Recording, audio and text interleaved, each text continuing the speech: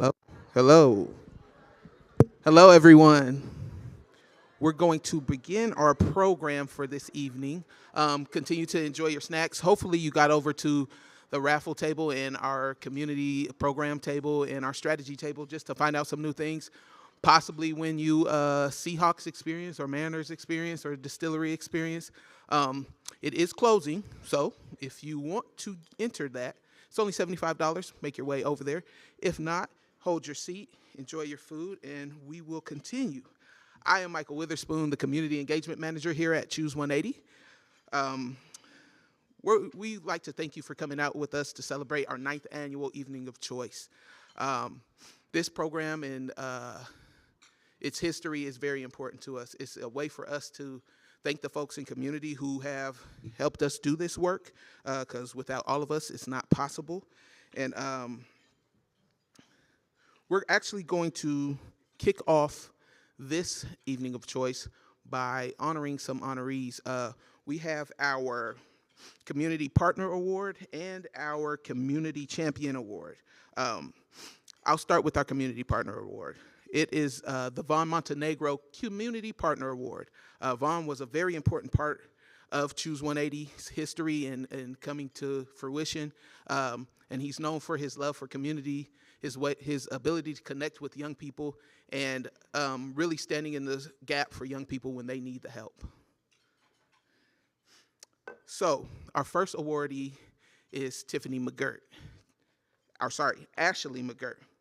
Ashley is a community partner whose mission is to help young folks find their way to mental health. She's in the community often. She's standing in the gap for these young people and also providing them the opportunity to destigmatize what mental health is. Ashley is the CEO of the Therapy Foundation, and she was chosen for this award because of her unwavering dedication to mental health and advocacy in the Black community. That's important for us to make sure that our young people understand that it's okay to express your feelings and find different outlets for your emotions. Ashley has done this work for a while and has been an essential part of making sure folks in our community receive the help they need when it comes to mental health. She's not able to be with us this evening, so I don't know if I've seen him yet, but coming in here, her place is Deontay. He was supposed to be here. I guess not yet. Traffic's been a little crazy, but let us all give a hand to Ashley McGirt for her work that she's done in the community and being the awardee of the Vaughn Montenegro Community Partner Award. And our next award that we're going to give out is for our community champion, the Doug Wheeler Community Champion Award. This is a very important award to us as an organization. Doug Wheeler Jr. was our founder, and he paved the way for this work to be done. We've advanced this work in his name, and we chose to honor him with this award and honor another community organization that is doing some great work in championing the young people that we serve. We have chosen this year for the Doug Wheeler Community Champion Award to be the Community Aunties.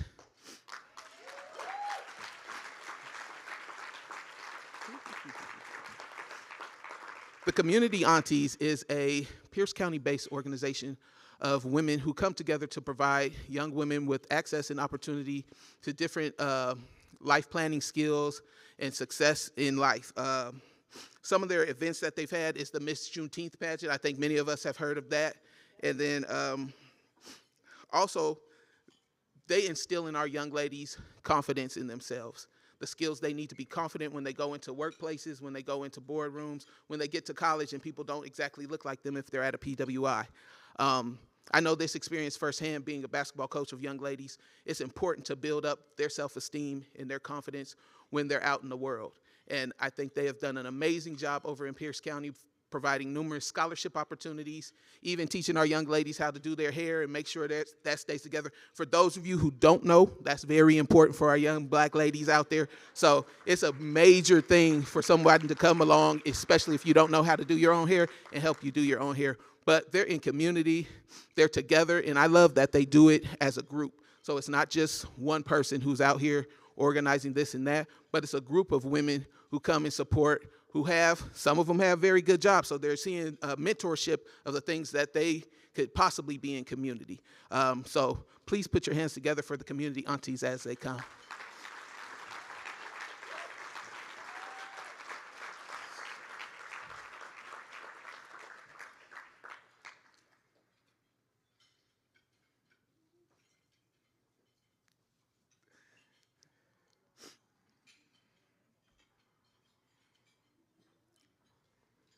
Give them one more hand. Thank you.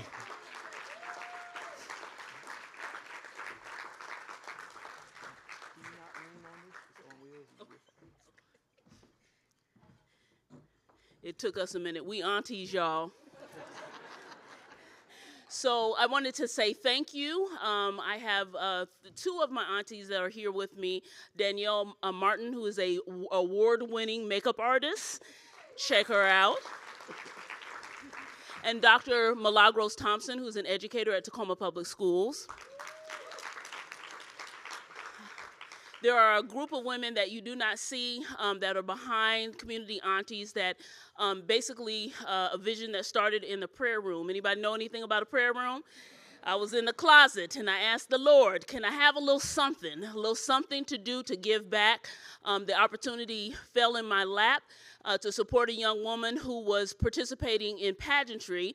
Her mother had recently passed away, and like community does, we wrap our arms around young people, and I wanted to be able to have her participate in something that she really loved and enjoyed with her mother. And so what I saw when I was there, that there was a lot of scholarship money on the table, but there were not a lot of black and brown girls able to participate because pageantry is expensive.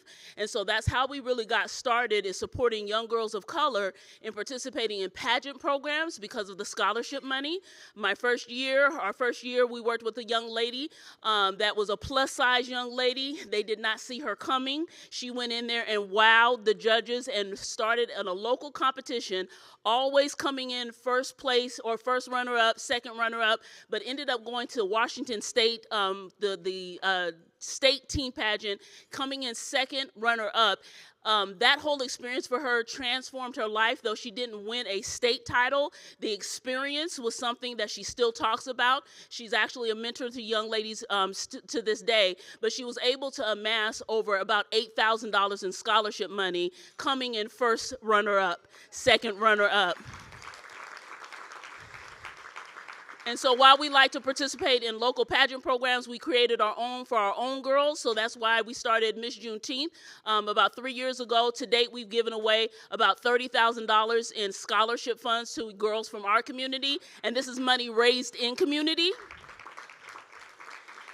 And so we're really proud about the work that we're done. When people look at pageantry, they sometimes look at it like, what is that all about, just fancy dresses? It's actually personal and professional development, and is reinforcing to our young ladies that you can own any room that you walk into, you belong there.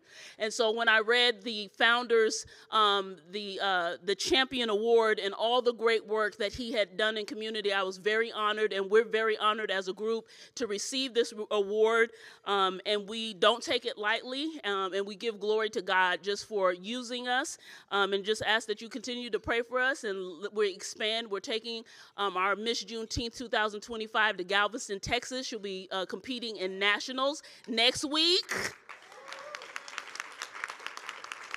And so we'll be representing Washington State on a national level, and we just are excited about the future of community aunties. We are always recruiting aunties, so if you're interested, come and help out. You don't have to have a talent or a skill. Our young people just need a caring adult to be there. But if you do have some skills, we will put those to work too. CommunityAunties.org. Follow us on IG and buy some cookies because we're fundraising. So thank you for tonight. Thank you.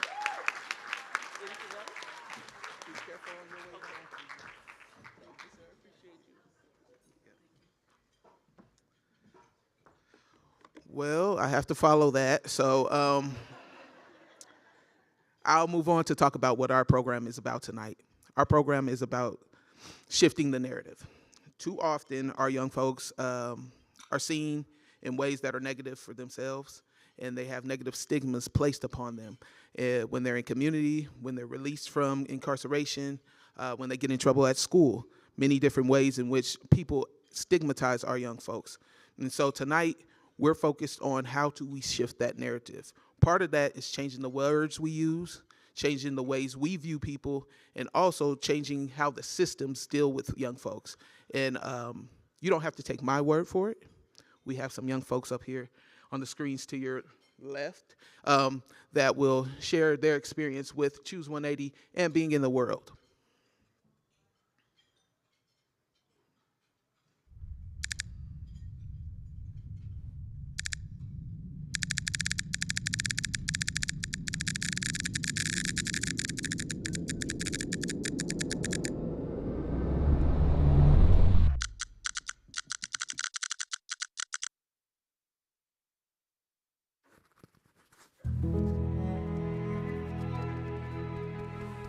I started off, I guess, with the criminal record, and I went through Choose 180 to go through the diversion program. From my experience going through the diversion program, it gave me a chance to turn my life around personally. I could have been in jail. I could have been doing, like, you know, just worse things. So when I saw that I wasn't necessarily a problem and that other youth aren't actually a problem, they just need more support and more help, and I was like, yeah, let's support them. I mean, let's be that village, let's be that support.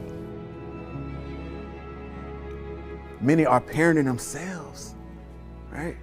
Mom and dad left, so all they know is, oh, I guess I go this place, I guess I do this person, you know, I guess I do this drug. Parenting themselves, trying to figure it out, right? One boot on, one boot off, you know, because our community have let them down so much, right? So when are we gonna build them up? Because they are our future. They hold the torch. So we need to give them those tools and those strategies that's needed for them so they can progress, so they can go through the process, so they can grow, so they can go, you know? We need to shift the narrative around second chances for young people, because most of these young people grew up without the right guidance, support, and resources to stay out of trouble. When Choose 180 is offering financial help, mentoring, counseling, showing up for you at court, showing up for you at graduations, showing up for you anywhere, a job interview, they'll take you. Like, I've had mentors take me to job interviews. Seeing them show up for me and like just be there made me feel like I wasn't alone, and I was able to receive the right resources and change my life around. I need an outlet. I need to be able to talk about these things, because holding in is not doing anything for me. It's only hurting me every single day, right? So how can I be strong for anyone else if I'm not strong for myself, you know? So healing isn't a final destination, it's a daily choice. I believe we should change the narrative, because youth aren't problems. Like, usually if a youth is acting out, it's for a deeper reason, like a lack of support, a lack of resources. I mean, even if you don't necessarily say the words, treating us like we are problems, we're gonna start to internalize that, and then we're gonna start to act like a problem, versus you giving us support and saying, oh, seeing our potential, then we'll grow into that, we'll become better. It shouldn't be like a big leap for like somebody to just show up for you. And then it also helps you create other healthy relationships with like your friends, and like you stop hanging out with people that are not good for you, because you know what is good for you. So, because you're getting like love in that way, and then you get healthy relationships with like your coworkers and stuff like that, and like just like changing your life around, like choose what, like it's a 180. So, yeah. We need to shift the narrative from performance to presence. We need to be present with these young folk. We don't need to perform, right? We don't need to try to be something that we're not, to try to make them feel accepted, because they see right through that. They done been through so much. They can see the fakeness, they can see the phoniness, the flawedness, they can see through all of that, right? So we don't need to perform for them, right? We just need to be present, right? Let them know I'm right here, I'm here. Tough love, what is that? What about true love? What does that true love mean, right?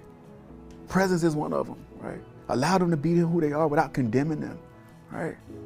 Kudos to Choose 180. Shout out to Choose 180. I'm not just saying that because I'm working here, but I see what's happening up in here for real. They beat their feet every single day. We're not sitting up in the office behind a desk, behind a computer, answering phones. No, we out in these communities, we out in these streets for real. changing the narrative, right? Choose 180, making that 180 turn, right? Let them know there's a better future for you, right? And we all have lived it too. Shift the narrative to transform systems. Shift the narrative for us. Shift the narrative for future generations.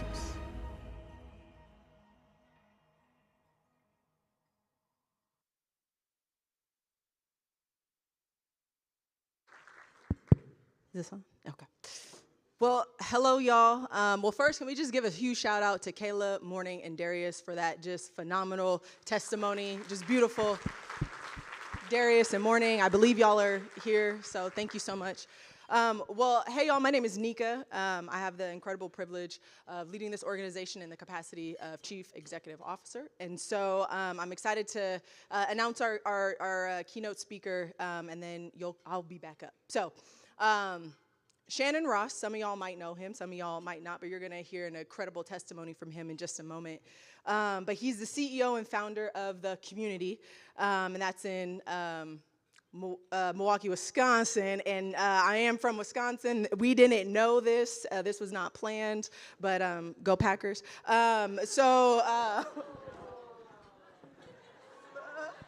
Hey, shift the narrative, okay? We can all coexist.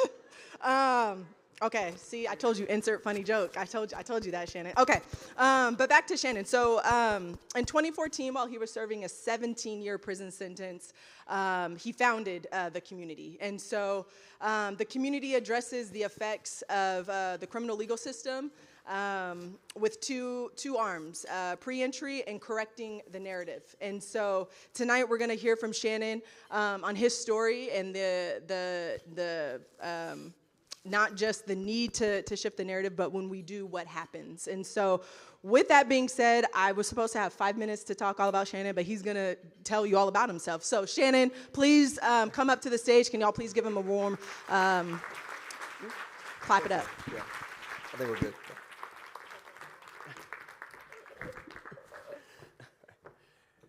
Okay. Thank you, Nika. Thank you to Choose 180 as well, the entire team. I know very well how the work that's being done here, it revolves around an entire team. And so having a team, I know that the work that Nika talks about can't be done without that. I met a lot of the wonderful folks at Choose 180 the last 2 days, and I'm really impressed, genuinely.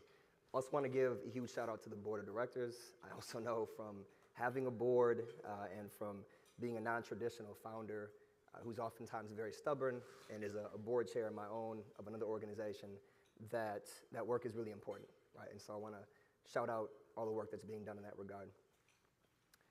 I want to use a little bit here around some props to tell my story. And at the same time, I want to elevate that having spent 17 years in prison, I very much am conscious of and feel time as a physical thing, like it's slipping away. And so I am very honored as well by the attention that you all are giving me today. That's not lost on me. So this is an exercise vest. It's not anything crazy. And also the outfit I have on, I know everything is very detailed today. Nika did not ask me to wear an outfit that matches the colors. I just happen to have them, genuinely. So I figured it was meant to be. So my father spent his life growing up in the South. And he was the son of a vice principal. Like many young men, he clashed with my grandfather a lot when he was growing up. And he had so many problems coming up that after high school, he left and he went to the military. And he went and he got kicked out of the military as well. He got kicked out of the military for racial reasons. Now, I know that sometimes can be a thing that sounds like something that somebody just says, but I'll come back to that later. He went to and then he graduated from Tuskegee University. Then he moved to Milwaukee to attend Marquette University for graduate school. At Marquette, he decided to soon transfer to the University of Wisconsin-Milwaukee, where is the hometown Milwaukee school, not UW, which I know a lot of you sometimes have here in the state.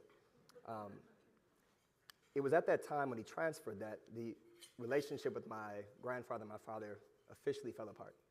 And my father decided to stop paying for the college tuition of my father.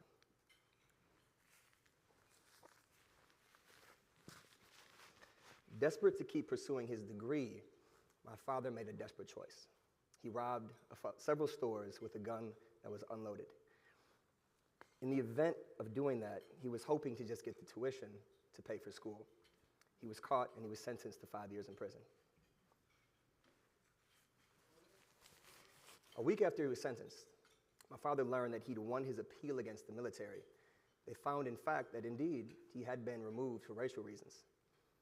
If this ruling would have came just a week earlier, it would have allowed him to get the money to pay for school through the Veterans Bill.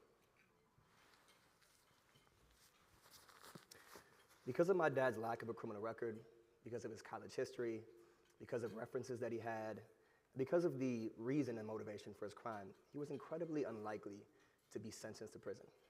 If it not had been for my grandfather's lies to the court that my father was unstable and a danger to our family. He continued this lie for years, and it wasn't until my father found out that he was being denied parole because of this, and he was able to address it and get released. This was my grandfather's way of saying that he had the power and that he should never be disobeyed. The reason I say it was false is because everyone in my family said that. And there were people that apologized to my father later in life and said that the reason they went along with it is because they were scared of my grandfather. That false narrative shaped much of my dad's life, the rest of his time that I knew him. Prior to prison, my dad had a back injury. This back injury worsened when he was inside because the prison didn't believe it was real. It was invisible. That's what back pain was back then. It still is, of course, but there was no way that they believed it from somebody who was incarcerated. It wasn't until he stopped being able to get up and go to chow and eat food and he was losing weight that they finally said maybe he has a back problem. After he came home, my dad couldn't work many jobs because of his back injury. He had gotten so bad, and he also never finished school when he got back out, even though he was only a few degrees away from his graduate degree, because he didn't think anyone would ever hire him in his academic field because of his record. My dad spent his entire sentence at a very old facility known as the Castle, where my parents were actually married. They have no wedding photos, there was no reception, and there was no honeymoon. I didn't know any of this growing up until my parents told me while I was sitting in county jail facing life in prison for homicide. I wear this vest when I tell this story for two reasons. One is a visual and emotional impact to demonstrate the weight of shame, regret, pain, discrimination, and injustice. But also for me to understand the weight my dad carried every day of my life, that he passed down to me unconsciously through his fears, words, actions, and his surrender. It makes me feel closer to him. And let me be clear that my dad was incredibly loving and supportive. None of this is in any way meant to be an attack or criticize my father as a human being or as a parent. This next image is not a picture of me, so it may seem odd that it kind of seems to be. Blame ChatGPT. But as I sat in prison years later, much like this image, I could see how the weight dictated the narrative of my dad's life, confined his second chance, and haunted his mental health. I couldn't let that remain with me. I decided that that would not be the story, and I would not let the weight of my personal and familial shame drag me down. I would carry it differently. While I don't know for sure how much this experience shaped my decision to shift the narrative that I would take and follow and feed during my journey through prison and beyond, I do know this. Choosing to own my story has been the single greatest reason why my journey has been so different than the stereotypical weight my dad carried. My graduation pic, a little over 2 years after I came home, I walked across the stage with a graduate degree in sustainable peace building from UWM, the exact same school that my father was trying to rob stores to raise money to pay for the tuition to attend 40 years earlier. And as the organization that I founded, the community, has grown from just me sitting on a cell in Stanley, Wisconsin, writing a newsletter, to now having a team of 10, national impact, and national recognition as well. As the multidimensional justice solutions firm that I co-founded when I got out has won and completed numerous projects in reentry, in community building, decarceration, and international research trips, and is employing impacted people as well. And as I've been invited to share my journey and thoughts across the nation and talk about my experiences, currently and formerly incarcerated people have thanked me for leaning into and owning my own story as an example of theirs. We are the stories that we tell ourselves. We like to believe that we live our lives based on facts and truth and reality. But we live by the stories that we've been fed, the stories that we consume, and the stories that we repeat, both about ourselves and about others. We have a strong narrative of youth violence in Milwaukee that is scapegoating youth, of course. And people ask me commonly, how should we address the youth violence? Among the several things that I say in response is that one thing we must not do is demonize youth who have entered the system. I was once those youth, and I'm fueled by the stories of so many boys turned men in swamps of incarceration where it was assumed our stories ended.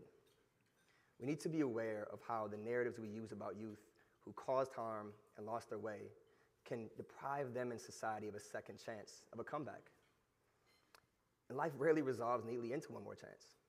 Most of us need several chances to undo the weight that we were handed and to find balance and to stand in our gifts. What matters is not limiting opportunity to one single shot at redemption, but keeping that door open with accountability for second chances and beyond. And shifting the narrative is essential to keeping that door open. Narratives are seeds that we plant in the minds and spirits of others and ourselves. Narratives are foundational to the way we vote, spend our money, to the way we date, to how we rent to folks, everything in life. If our narratives about youth are ones of hopelessness and danger, we will end up with more hopelessness and danger, especially from youth. If they are narratives of empowerment, we will end up with more empowered, healthy youth. Shifting the narrative that we carry, consume, and champion about youth is empowering at its core and not just helpful, but it's mandatory if the rest of our actions for youth are going to be effective. Let me explain a bit more through what I call the physics of shame. Everyone knows shame. We've all done things we're not proud of, that we wish nobody knew. We all carry blame and that we've said aloud to other people.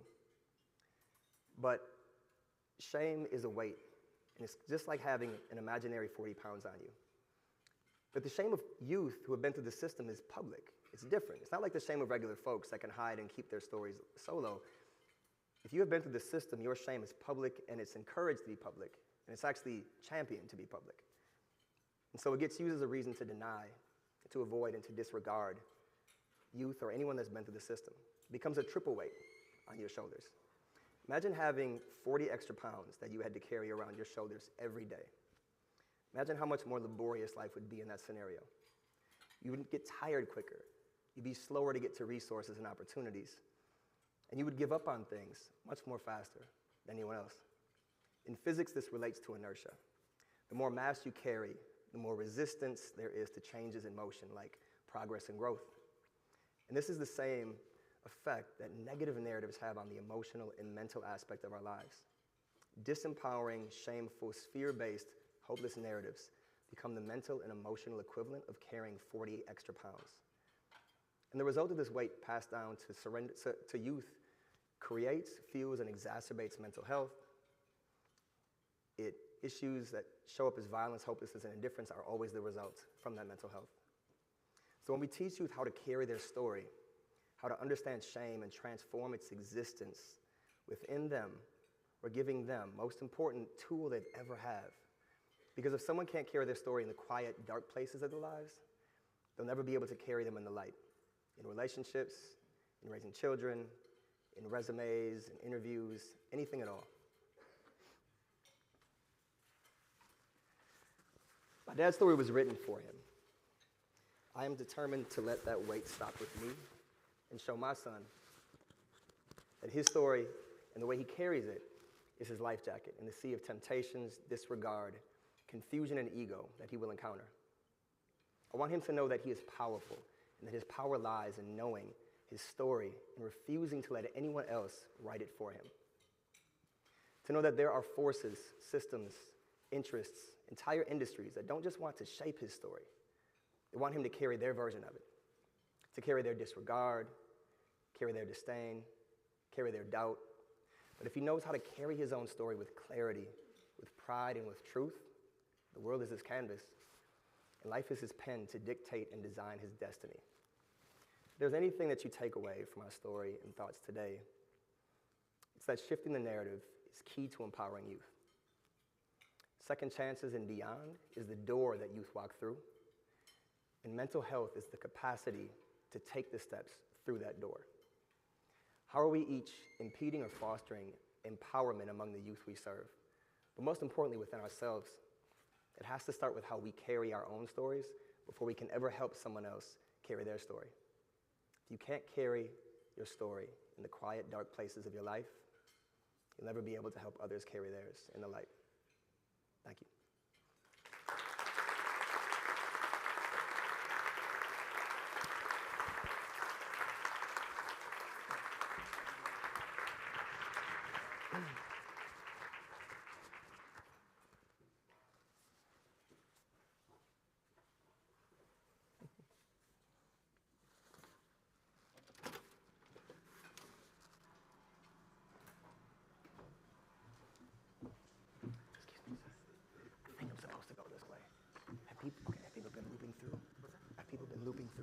Hello? Okay. Well, first, can we thank Shannon for his very powerful message, his story. His words really do remind us that the way we tell our story, especially about youth, it matters. And shifting the narrative is not only possible, it's necessary. So can we just give one more round of applause? Thank you so much, Shannon.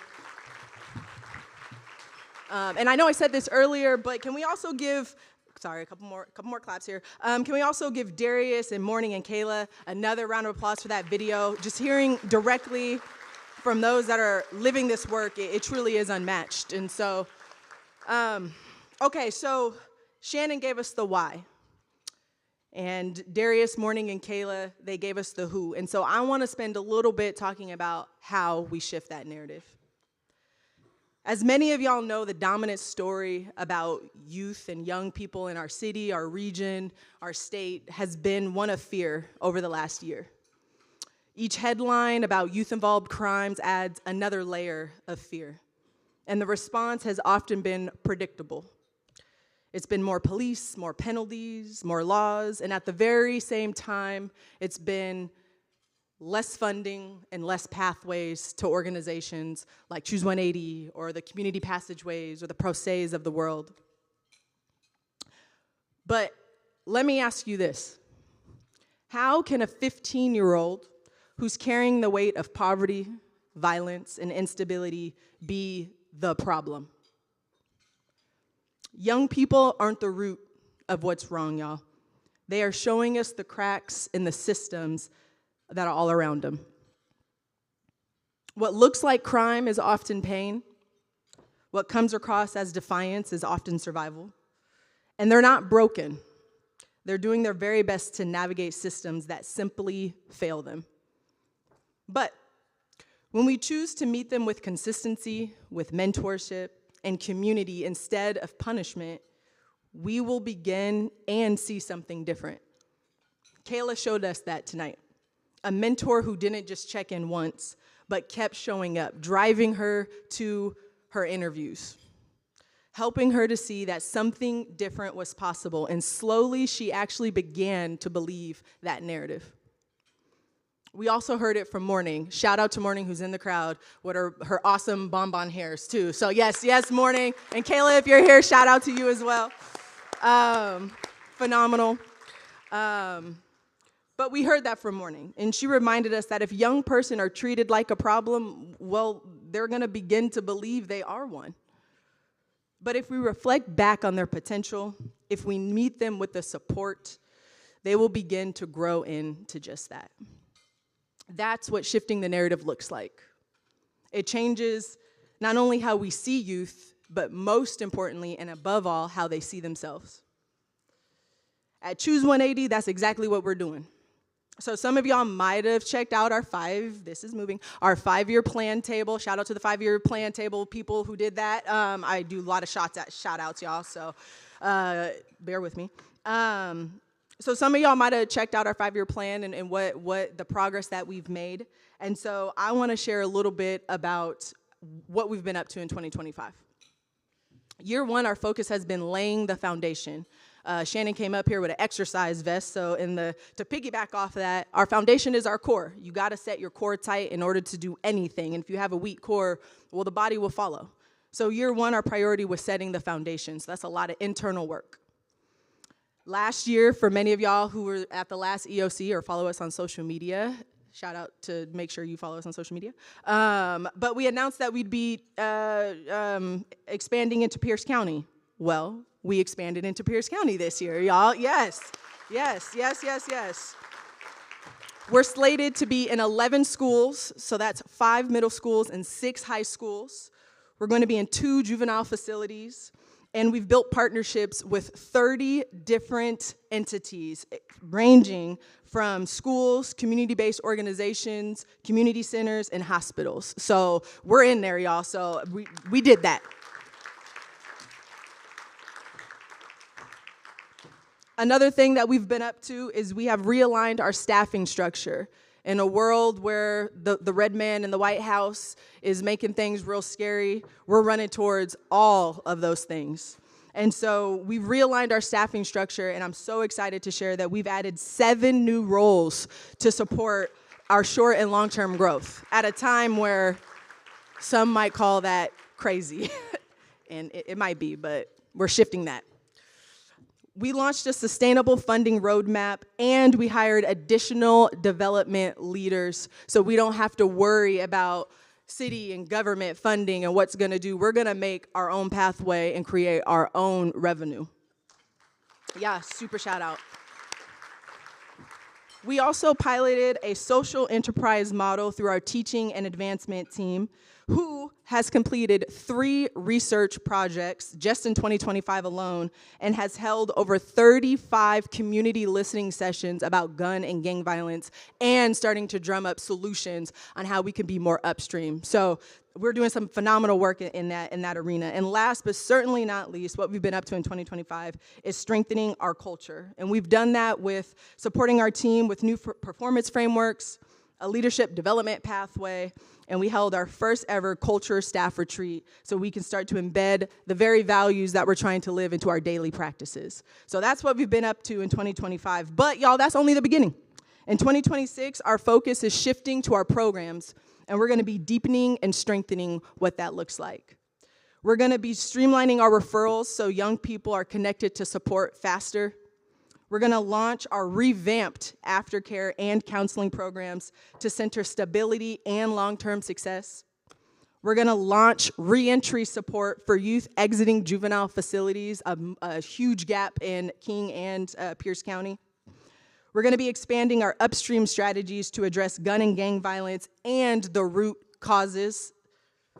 And we're gonna boldly realign our partnerships and funding partnerships with shared values. We're no longer going to be rubbing elbows just to rub elbows. We're gonna be in the work with the folks who deeply wanna do this work along with us. And if not, they can kick rocks. So, you know, like I had mentioned, y'all, we're chasing after what everyone else is chasing from, and that's unapologetic change. It's time to be bold enough to say and believe that youth are possibilities. It's time to simply think different. It's time to make that more than words. It's time to make it a practice, a commitment, and a way to life. The future is here, and our future is our youth. I often say an investment in our youth, it is an investment in our community, and it's time we start to truly believe and shift that narrative. And what they become depends on whether or not we choose to see them as a possibility, or if we choose to see them as the narrative that they've been given. As you're gonna see in this next video, that commitment, it's not unreachable, it's not abstract, it's not division in 4th grade, it's pretty simple how we do that. It looks like real people in our community stepping forward and saying yes, just as this next person did in the video. I hope y'all will continue to join us in shifting the narrative and building a future worthy of our youth. Thank you.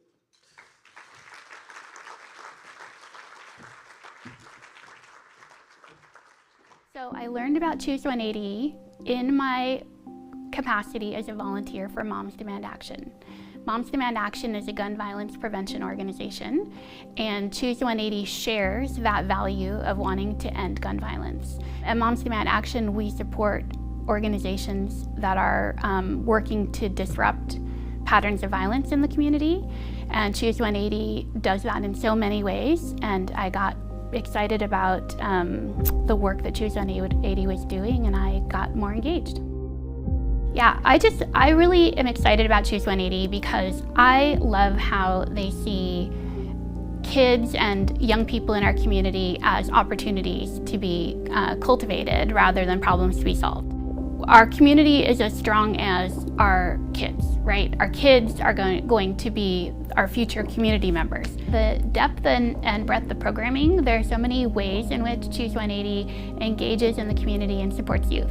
There are things like the diversion program, which is highly successful at keeping young people from re-engaging in the legal system. There's art therapy. There are Choose 180 representatives in schools. There are things like events, outreach events, where they connect with kids in community. They show up for kids in so many ways. One of the things in the 5-year plan has been to increase services into Pierce County. And I think that's great because gun violence doesn't just happen in one small place, in one small bubble, and we have to make sure that all the communities that need service are being served by organizations that are trying to disrupt systems of violence and trying to create safer communities.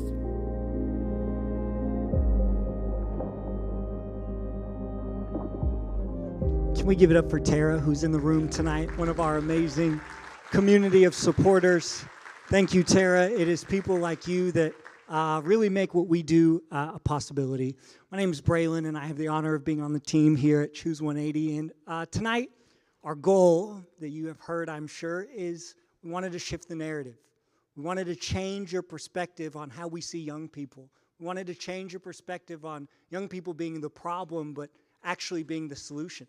As Nika was saying, Shannon so beautifully laid out the why. I was waiting for you to start doing box jumps as you were putting the jacket on, but maybe next year we'll add less weights or more weights. What's the good one? We want less weights and then do box jumps.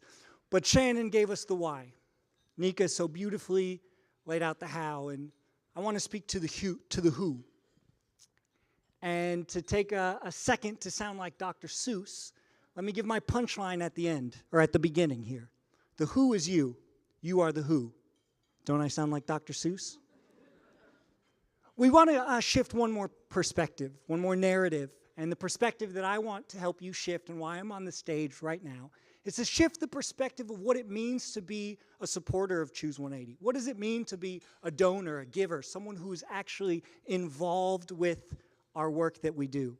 And the narrative that I want to shift is that it's not just transactional. If you've been to events like this, the moment that a person like me in the role that I'm in gets up, you go, oh, it's that wallet time. It's the time they're going to ask us to pay for this short rib and stuffed chicken. But it's so much more than that. We want to shift away from this being a transactional approach and actually change it from transactional to relational.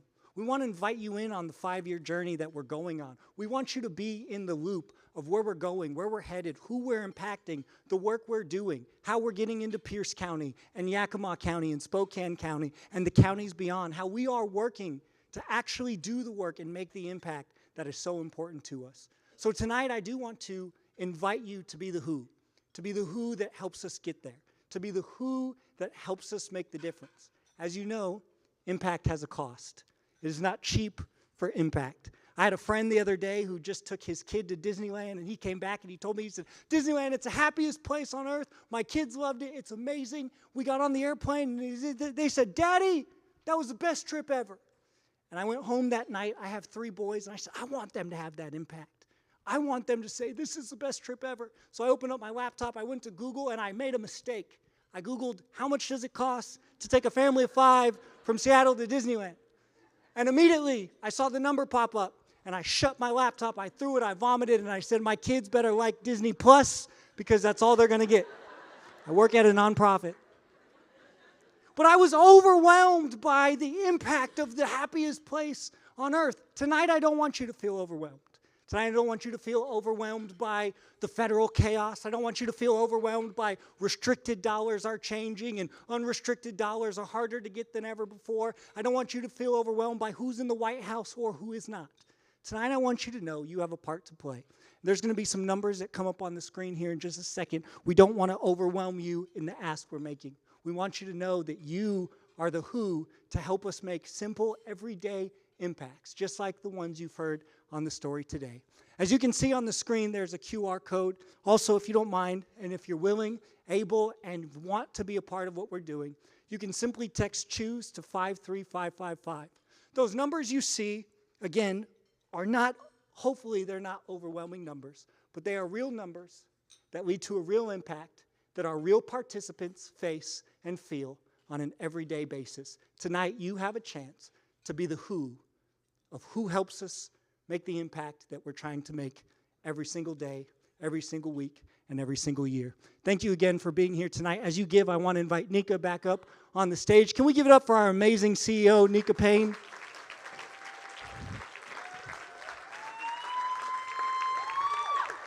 Nika, we are thankful for you. We are thankful for the vision that you've laid out and really the part you play in leading this amazing team and this amazing work. But other than thanking you, there's other people we have to thank tonight. Turn your mic on. There you go.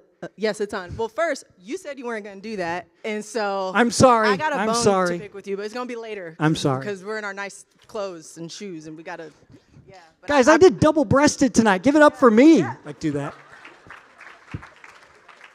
Give it up for me. I love that. But we're going to talk later. We do want to thank some very important people in the room. As Shannon was speaking to it earlier, there is an amazing board that we have that helps lead the way, pioneer where we are going. If you are a board member, would you mind just raising your hand? Can we thank our amazing board? Raise them high. Raise them high. Raise them high. There you go. Thank you. Be proud. Be proud. Yes. Yes. Thank you so much. And you know, this night would not be made possible at all without the incredible team that put it all together. So, of course, I want to give a huge shout out to our event planning team, Michael, who you saw earlier today, Jayanna, Eduku, filming, Kemal, and Michelle. Thank y'all so much. It's beautiful in here. Oh, my gosh. Also, can we kind of keep the ados going and give it up for the event staff who's been serving us tonight? Thank you so much. Thank you. To the amazing event staff, as well.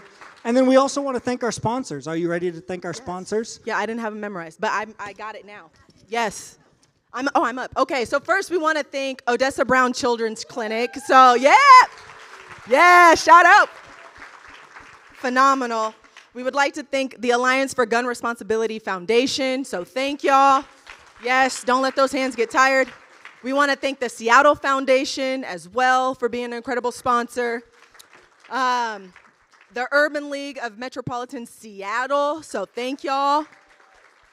Umpqua Bank, thank y'all for, it's now Columbia Bank now, yes, so thank you, Columbia and Umpqua. And Magic Cabinet, who's just been a phenomenal partner as well as sponsor as well. Yes, I would also like to thank BCU, Brettler Family Foundation, Puget Sound Energy, and Sambatero Family Foundation as well. So can we give it up for our sponsors? Thank y'all for our sponsors. And then the part that I think we're all been waiting for, are you ready to see who won the raffles? Are you ready for this? Yes. Did anyone buy a raffle ticket? Fantastic. If you didn't, it's too late now. So instead of buying a raffle ticket, you can give that $75 or $125 by texting CHOOSE to 53555. Let's find out who our raffle winners are. Let's do it. So for our Seahawks, we had some folks on the Seahawks. Yes. Okay. Before you announce that, once you win, if you are the one that has the raffle ticket, we're going to have you come right over here to Michael. Wait, Michael, come back. Come back. You were leaving as we were getting your attention. This is Michael right here. We're going to have you come right over to Michael, and he will get your information, so that way we can make sure your winnings actually make it into your pocket or your email address. Okay. Do you also want to share what folks will win with the Seahawks package before I do the number? Yeah, for I feel like Vanna White now. For our Seahawks package. Take it away, Braylon. For our Seahawks package, it was field passes to a Seahawks game of your choosing, and as well as a few tickets to that game also. Yes. Okay. All right, the winning number is 052739556. Oh, well, it wasn't you. Oh. Is that a yes? Hey, we have a winner. Hey! Hopefully you are not a Packers fan. Go Hawks. I almost didn't read it, but it's okay. Congratulations. Okay, next up is Seattle Children's Theater. Braylon, won't you tell us what they'll win with the Seattle Children's Theater? They will not get field passes for this one, but they will have the opportunity to go see an amazing play at the Seattle Children's Theater. Yeah, got it. Okay. Yeah, they did. Okay. Keep that enthusiasm. Okay, so winning number is 052739666. Are we out there? Are you? Are we out there? No. Oh. We have someone. Come on up. Come on up so we can get your information. Michael will find you. Yes. Okay, the next up is the Climate Pledge Concert. This is, I don't think you need to explain what that is. It's a concert. Yep. So, yeah, we got this. All right, the winning number is 053140039. Hey! Wow, look at that. Yes. Hopefully you enjoy the concert. I hear it's a fantastic dance party. If you need someone to go with you, let me know. Or me. Okay. Next up is the Ula Distillery. Yes, for 15 people. I heard this was a hot raffle item tonight. This was a hot ticket. This was a hot ticket. Okay. Who's about to have a good night? So, the winning ticket is 0527397. Who's that? No. Oh. We have a winner. Do we really have a winner? Was that a false? Yes, coming down right over here. All right. Enjoy that. I don't even have 15 friends, so good luck filling that table. Oh, man, I love this. Okay. All right, last and certainly not least, it's Mariners tickets, but I don't think it's for the playoffs. It's not. This is for next season, and you get early entry to. Guys, but if you usually text the Mariners' number, season would be over by now. To do playoff yes, tickets next year. If you text usually that their season would be over. This is actually both batting practice access. You get to watch batting practice and then get an awesome game experience as well. Yes, because they're going to run it back next year because we all know how consistent the Mariners are. So, okay, so the winning. I'm actually a Mariners fan. I'm actually my partner came to it. I'm a huge Mariners fan every year. Okay, so the winning raffle for this, before I get booed off stage, 052739664. Oh! Enthusiastic. That was incredible. Yes. Incredible. I love that. That was great. That was all of them. That was all of them. Hey, we've been giving lots of thank yous tonight, but I have one last big thank you to give, and that is to you. Thank you so much for registering for tonight. Thank you for dealing with the traffic coming out to Federal Way, if that was south or north or east or west, however you got here. Thank you so much. That concludes our night. Please feel free to mingle, find out more about our 5-year plan, the work we're doing. But thank you for coming tonight, and we will see you soon. Thank you.